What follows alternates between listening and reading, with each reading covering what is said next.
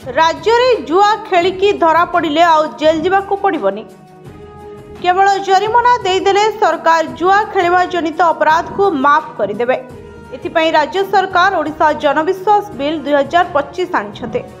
एही बिल 9टी विभागर 16टी आईन संशोधन करा जायथिबा बेले ओडिशा जुआ खेल प्रतिरोध अधिनियम 1955 ने व्यापक संशोधन करी समस्त जेल दंड को उठाई जरिमाना परिणत करा जायछि।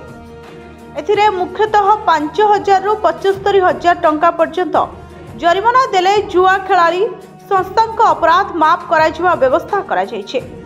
पूर्वरु जुआ खेलिले जो 1 मासरु 6 मास पर्यंत कारादंड थिला ताहाकु संपूर्ण भावे उठाई दिया जायछि।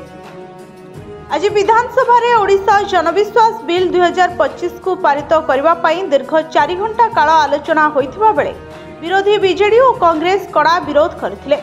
राताराती यही बिल को प्रस्तुत करा जायछि एवं तरबरिया भावे पारित न करी बिलटी को जांच कमिटी को पठाइबा को दाबी करथिले। किंतु शिल्प मंत्री संपत चरण स्वाई कहिथिले एही बिल पास हेले राज्य रे इज ऑफ डूइंग बिजनेस एवं इज ऑफ लिविंग आहुरी सहज हेबा सह ओडिशा रे निवेश बढ़िबो, पुंजी निवेशकारी सरकार प्रति विश्वास बढ़िबो। एही बिल राताराती नुहे प्राय दीर्घ 6 मास धरी विभिन्न आलोचना पर्यालोचना करी अणा जायछि। तेणु जांच कमिटी को जीवार कौनसी आवश्यकता नहीं। सारा देश में 9टी राज्य यह लागू कर सारे। आम जो 16टी आईन संशोधन करूँ ताहा लोकंकर हित को देखि आनीचु। तेणु यह तुरंत पास करी लागू करा जाऊ। दीर्घ 4 घंटार आलोचना पर गृह में अध्यक्षता करुवा सनातन बिजुली बिलटी को पारित करथिले। ब्यूरो रिपोर्ट जनता टीवी।